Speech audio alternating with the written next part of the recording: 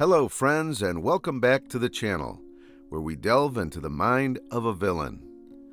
In this entry, we'll be taking a look at Wanda Maximoff, the antagonist from Doctor Strange in the Multiverse of Madness.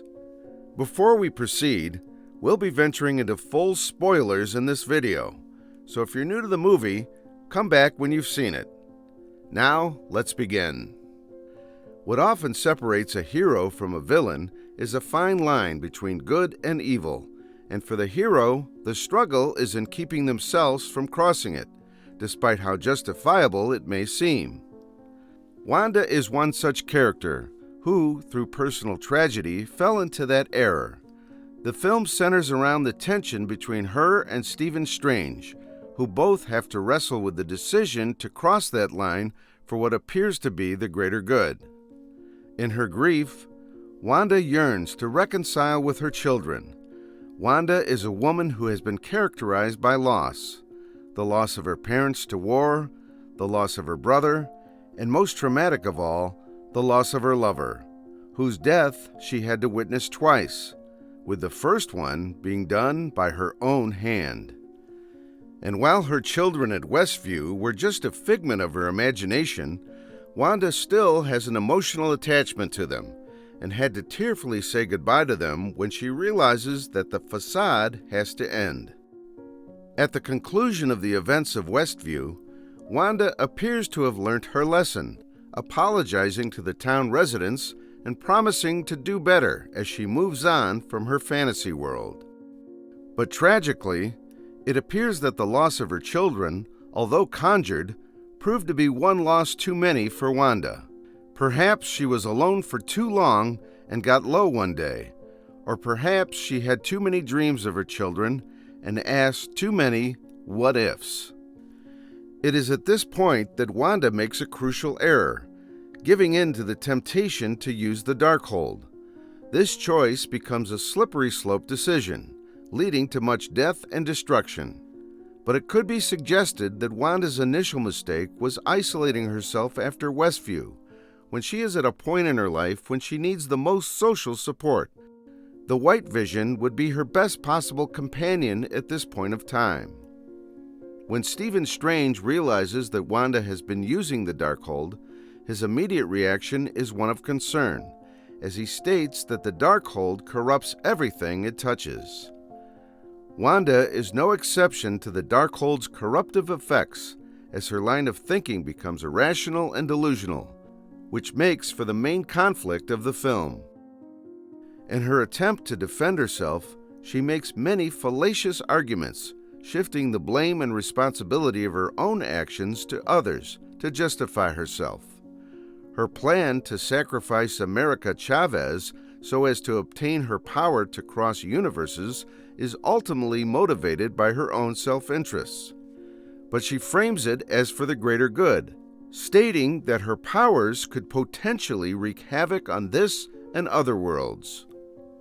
When Stephen responds by saying that that's the kind of justification their enemies use, she calls him out on his hypocrisy, stating that he himself crossed the line when he gave Thanos the Mind Stone. In her deceived state, Wanda either is unable to see the truth, or perhaps she does see it, but rejects it out of irrationality. Stephen giving the Mind Stone to Thanos is nowhere equivalent to her decision to sacrifice a child for her own selfish reasons. Quite simply, it is an unfair apples to oranges comparison. Stephen had no other choice to surrender the stone, and as tragic as that choice was, it was the only singular outcome in which they would win. Wanda, on the other hand, is killing an innocent child so that she can live out her fantasy, a decision that should be beneath her, given her acknowledged mistake at Westview. It's soon made apparent that Wanda's self-deception runs deep, even mentioning that she has been reasonable by sending the creatures after America instead of going after herself. But most egregious of all, as Stephen says, what she is doing is a flagrant violation of natural law, with her intention to replace the real mother of those boys. Later, she is surprisingly unable to conjure up an excuse for this and remains speechless when she's asked what would happen to the other version of herself. Wanda's selfish desire continues to consume her to the point that she would freely kill and torture anyone who gets in her way. She is responsible for the massacre at Kamar-Taj, but yet she blames Stephen for it, saying that it's his fault for putting those lives at risk in the first place by attempting to protect America. After leaving a wake of destruction at Kamar-Taj, when Wong asked her why she would need to take away America's power for herself, the act of which would kill her, she replies that it is part of ensuring that her children would never die. With the ability to travel across the multiverse, she would be able to find a cure for every sickness and a solution for every problem. In believing that she can fully manipulate their fate, combined with her deciding who lives and who dies, Wanda has fallen into the notion of playing God. In her quest to steal another woman's children, she has become an unrelenting murderer. Her massacre continues with the Illuminati, and once again she shrugs off the seriousness of her actions, making herself feel better about ending Reed Richards by the fact that his wife will still be alive to raise their children. And by killing the Illuminati, Wanda is effectively killing everyone that they will ever save, and that is a lot of lives we're talking about.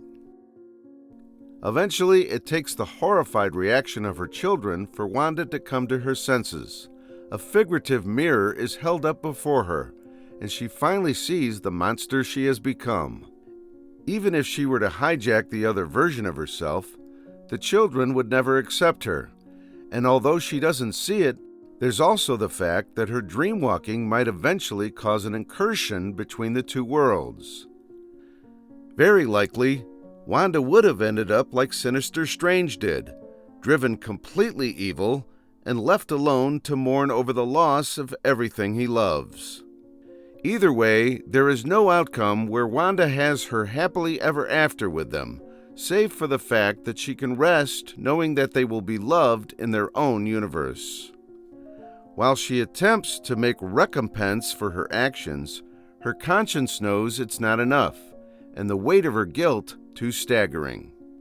At the end, Wanda was a grief-stricken individual who fell into the trap of breaking natural and moral laws for her own consolation. Her reliance on magic was her bane, as it exposed her to the corruptive effects of the Book of the Damned, leading her down a path of irrational and morally despicable choices. Fortunately, she regains her grasp of reality at the end, before it was too late. So what do you think of Wanda from the Multiverse of Madness, folks? Can her character ever be salvaged? Let me know in the comments below, and thanks for watching.